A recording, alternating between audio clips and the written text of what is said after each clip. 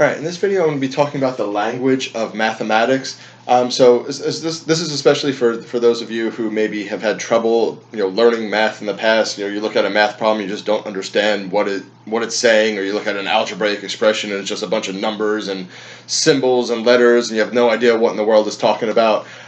If you think of math as a language, and like when you look at a math problem, you're reading a language. It might help you to make sense of those things you're looking at and to understand what's going on and to be able to follow when you're watching somebody else do a problem, like to follow the things that they're doing, and follow their thought process, and how they write out their thought process. Really, that's what mathematics is. It's a way of writing out, in symbols, a logical thought process of solving a problem. All right, so I'm going to go through some of the aspects of the language of mathematics. So first off, it's the language of logic, of quantifying, the language of science. Mathematics expresses those types of ideas, logical ideas, ideas that involve quantifying and quantities, scientific ideas, and sometimes really complex, difficult to grasp ideas. And mathematics writes them in a precise and concise way. Right, one of the most important features of mathematics is that it's very precise, right? The symbols you see mean one certain thing, and there's no ambiguity there. It doesn't mean something else. Like, the symbols mean what it means. And if you understand what those symbols mean and the way that they're arranged, then you know exactly what that is telling you. Not like in like spoken languages, a lot of times like different words have different meanings depending on the context, and the look on the person's face when they say that word might mean it might have a different meaning than if they have a different kind of look on their face when they say it, or like the tone of their voice. There's nothing like that in mathematics. There's no ambiguity there. The symbols mean what they mean, and if you know how to interpret them, then you understand what's going on. Right, so that's one of the things that a lot of people like about math, is that there's no ambiguity in it. It's very precise, and it can express these really complicated ideas very concisely with just a few symbols. You can express scientific ideas that apply to like the whole universe and things like that. So one of the things that some people like about math are those features of it.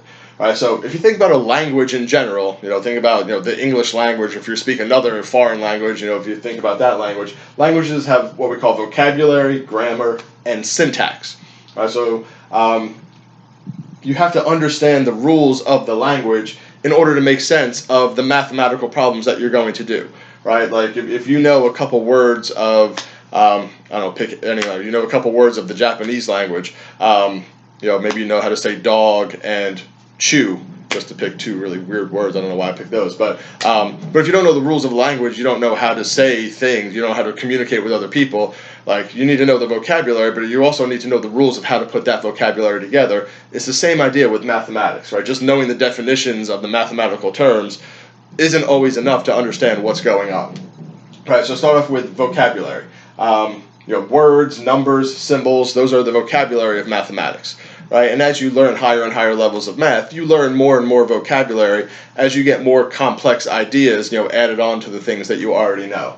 Right, so that's our vocabulary. Now, grammar refers to the structure of the language. Right, so math, just like any other language, it has nouns, objects, and it has verbs, which are actions. Right, so some of the nouns that we use in math, numbers, obviously, variables, algebraic expressions, physical shapes, diagrams, triangles and circles, those are nouns in the world of mathematics.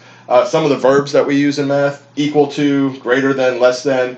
The operations like addition, subtraction, multiplication, division, those are all verbs, those are all action words. They're doing something to the numbers or the variables or the algebraic expressions. Functions in mathematics are verbs, the sine and cosine and the trigonometric functions, logarithmic functions. Those are all the verbs of mathematics. All right, so if you think about, you see a mathematical expression or an equation, and you think about it in terms of nouns and verbs. There's numbers, there's variables, there are algebraic expressions, there's operations going on. Those operations, the addition, subtraction, multiplication, those are performing actions on the nouns, the numbers and the variables. Right, they're doing something to the variables and the numbers and the algebraic expressions, right? So if you think about it in that respect, you can start to make sense of what's going on. 5x plus 2. What does that mean? Well, I have this object, this number 5. I'm multiplying it by this variable x, and then I'm adding 2 to it. Think about it in terms of actions and things that are happening. All right, so that's the grammar. Syntax are the rules we use to organize symbols, and a lot of times this is the part where people tend to have the most trouble with mathematics. A lot of people get the words, the numbers, the symbols. Like, I understand that this symbol means greater than, and this symbol means equal to, and I understand that this means plus, it means addition. I understand the numbers and all that. But when you start putting them together in these complex arrangements, a lot of times it just blows people away. It just blows their minds. They don't understand, well, there's just too many numbers and symbols and parentheses and brackets and stuff, and I don't understand what's going on. Right? So the syntax here is where it's really important to pay attention to the details and to the symbols that you see and the order that you see the symbols and what symbols are there and what symbols are not there. All affect the meaning of the mathematical sentence or the language that you're looking at. Right, so some of the rules for organizing the symbols in math, we read from left to right, just like when we read, in the English language, we go from left to right. But if we have to do things in a different order from just left to right, we use parentheses and brackets to show the order in which the symbols interact. Right, symbols that are within parentheses, those interact first before they start to interact with the symbols that are outside of the parentheses, right? And we can have parentheses and brackets within each other. So understanding those rules of how those symbols interact with each other is very important to do, right? So going back to up here, right? If you want to understand or make sense of mathematical problems or mathematical expressions that you see written down, you have to understand the rules of the language. So you have to understand the vocabulary, what the words mean, and then the symbols that mean. The grammar, you have the nouns and the verbs interacting with each other, but also the syntax, the rules that are used to organize those symbols. And you have to pay attention to what symbols are there and what symbols are not there, right? So you have to pay attention. If there's parentheses here, it means one thing. If there's a bracket there, it might mean something totally different, right? And in a minute, I'm going to erase some of this stuff and put up a few examples of things that look similar, but based on where the symbols are and what symbols are there or which symbols are missing, they mean totally different things, right? So it's understanding the rules of how they work together, how all the symbols interact with each other, and then also paying attention to those little details, right? In mathematics, like we said, it's a very precise and very concise language. Mathematicians try to write out their ideas using as few symbols as possible, right? A mathematician, that wants to say 5 plus 2 equals 7 is not going to write a 10-page essay that 5 plus 2 equals 7. They're going to write 5 plus 2 equals 7, right? It's like 5 symbols. It's 5 symbols. I just had to count those. Right, it's 5 symbols to describe that relationship between those numbers. Now, that's a very simple mathematical relationship, but any mathematical relationship is the same type of thing. It's using as few symbols as possible to express this relationship between these numbers and these variables and the operations, the addition and multiplication, the stuff that's going on between them and how they're interacting with each other. Right, so you have to pay attention to what symbols are there, what symbols are not there, the order that they're put together, and things like that. So let me pause this now and erase all this stuff that's up here, and I'll put up just a couple examples to kind of show you what I'm talking about. All right, so I put up here a few examples of mathematical expressions that I put together that look similar but mean completely different things based on what symbols are there, how the symbols interact, the location of the symbols. So the first one here, I have 2x, right, with the 2 and the x written right next to each other. That means 2 times x. Right? If I write those same two symbols, the number 2 and the letter x, but if I put them in this arrangement here, it means something totally different than 2 times x. Right? This means x raised to the second power, which means x times x. Right? So even though they involve the same 2 symbols, those 2 are not equal to each other. Those are not the same thing. Right? This down here, x with that 2 in the subscript, is not the same as x to the second power. Those are not equal to each other.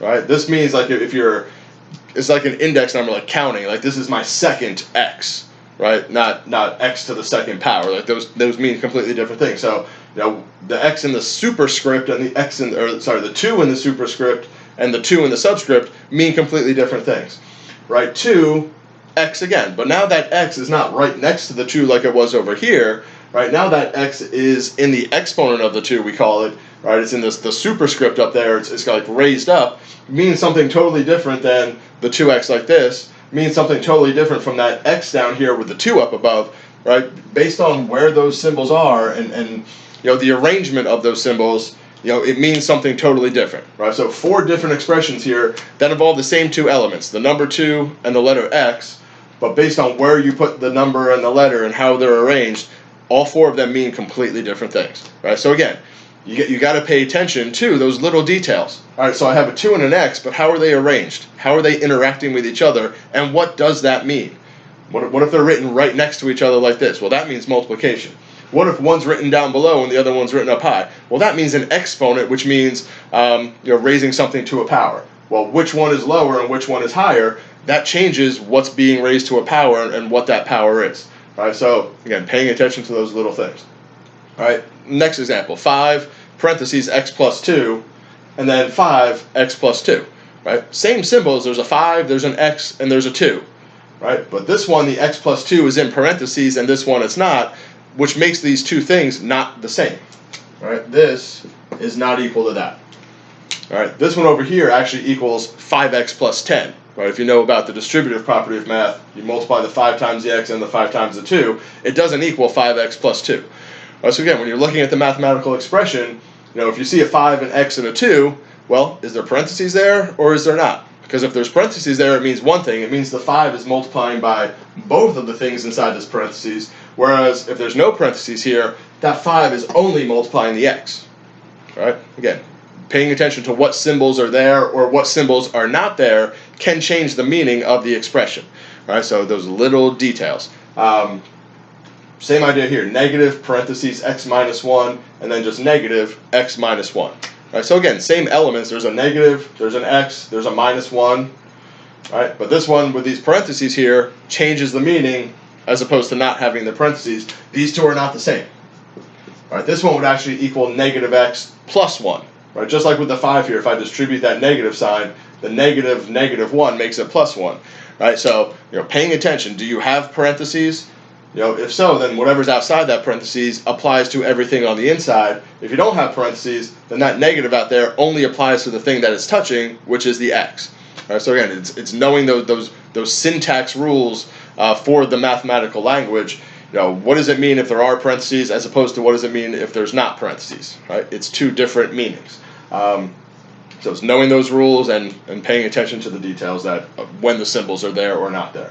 All right, the last one down here, I have 1 comma 2, right? The first one has parentheses around it. The second one has brackets around it. The third one has 1 parentheses and 1 bracket, right? All of those things are very similar, but they're not the same thing, right? All of these are, talking about interval notation, which is, a span of numbers in between 1 and 2, but whether there's parentheses there or brackets or one of each changes the meaning just a little bit, right? But just enough of a change in meaning that these are not the same thing, right?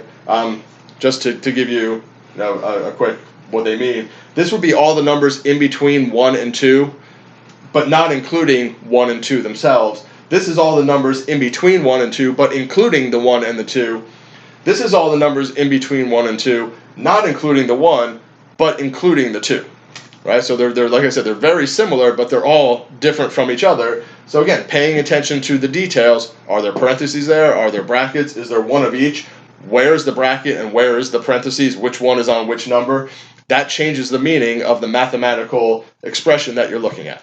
All right, so that's just, like I said, a little bit about the language of math. If you think about it as a language and think about it in terms of the rules, the vocabulary of the language, which most people have a pretty not hard time understanding the vocabulary, dealing with numbers and symbols and stuff. The grammar, the nouns and the verbs and the interactions between the symbols, but most importantly the syntax, right? The rules for how the symbols interact with each other, especially when you're dealing with parentheses and not having parentheses, or the orientation of the symbols and where they are located in reference to each other.